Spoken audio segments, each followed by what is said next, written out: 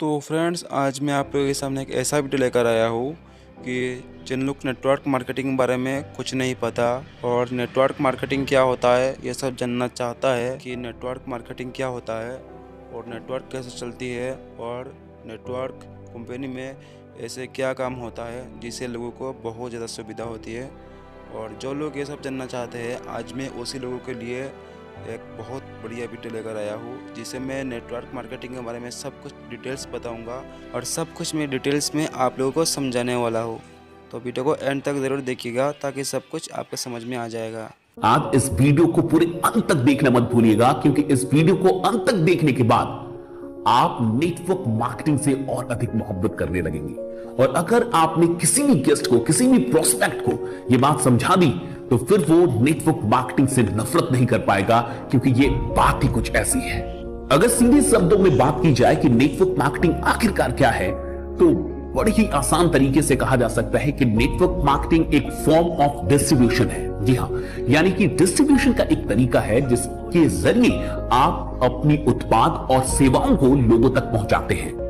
जैसा कि आप जानते हैं कि नेटवर्क मार्केटिंग में आप अपनी उत्पाद और सेवाओं को डायरेक्ट कस्टमर्स तक पहुंचाते हैं, डायरेक्ट लोगों तक पहुंचाते हैं और बीच में कोई बिचौलिया नहीं होता, कोई एडवर्टीजमेंट नहीं होता, कोई और भी इंसान नहीं होता। आप सीधे कस्टमर से जुड़ते हैं, आप सीधे लोगों से जुड़ते हैं। ट्रेडिशनल मार्केटिंग में सेल्स रिप्रेजेंटेटिव को सिर्फ उतना ही पैसा मिलता है जितना वो सेल कर पाए। वो जितने भी सेल्स खुद से कर पाता है उन सेल्स पे उसे मुनाफा मिलता है, उसे फायदा मिलता है। लेकिन नेटवर्क मार्केटिंग में सेल्स के साथ साथ और भी लोगों को सेल्स करने के लिए इनवाइट करने का और रिक्रूट करने का भी पैसा मिलता है। 1945 में कैलिफोर्निया विटामिन्स ने न्यूट्रलाइट विटामिन्स को डायरेक्ट सेल्स के द्वारा बेचने की शुरुआत की थी। जी हां, सबसे पहले 1945 में कैलिफोर्निया विटामिन्स ने न्यूट्रलाइट विटामिन्स को डायरेक्ट सेल्स के द्वारा बेचने की शुरुआत की थी और तब कुछ वो हुआ था जो इतिहास में उससे पहले कभी नहीं हुआ था।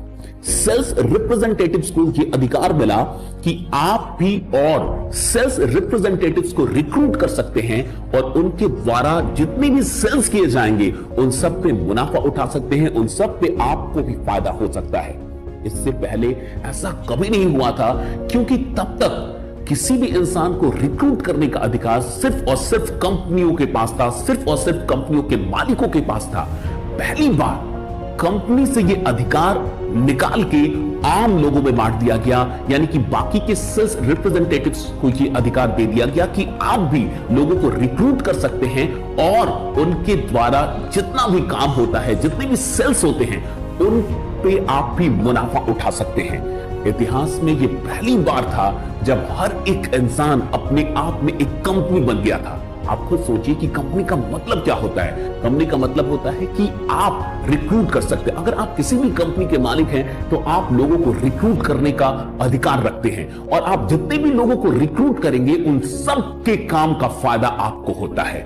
आखिरकार नेटवर्क मार्केटिंग ने क्या किया? नेटवर्क मार्केटिंग ने एक आम इंसान को भी अधिकार दे दिया कि आप भी लोगों को रिक्रूट कर सकते हैं और उनके द्वारा जितने भी सेल्स होंगे उन सब पे आपको फायदा मिल सकता है। कुल मिलाकर नेटवर्क मार्केटिंग ने हर एक इंसान को कंपनी बना दिया और हर एक इंसान चलता फिरता कंपनी हो गया, क्योंकि उसके पास अब ये अधिकार था कि वो अपने लिए और भी लोगों को रिक्रूट कर सकता है और उनके द्वारा जितने और भी लोग रिक्रूट होंगे उन सब के काम का अनलिमिटेड डेप्थ तक उसको फायदा मिलता रहेगा।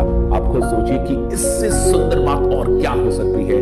नेटवर्क मार्केटिंग ने वाकई 20वीं सदी में एक तहलका मचा दिया और 20वीं सदी का सबसे बड़ा आर्थिक आविष्कार मैं नेटवर्क मार्केटिंग को ही कहता हूं। इससे बड़ा कोई फाइनेंशियल, इससे बड़ा कोई इकोनॉमिक मींस इन्वेंशन हुआ ही नहीं 20वीं सदी में।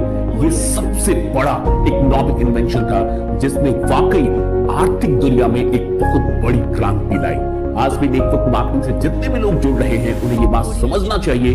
आप और भी लोगों को ये बात समझाइए कि बाकी जगहों पे ट्रेडिशनल मार्केटिंग में आप सिर्फ और सिर्फ एक एम्प्लॉय होते हैं, लेकिन नेटवर्क मार्केटिंग के अंदर आप सिर्फ और सिर्फ एम्प्लॉय नहीं होते, बल्कि आप खुद ही कंपनी होते हैं। आप जहां से शुरू होते हैं वहां से एक कंपनी शुरू हो जाती है।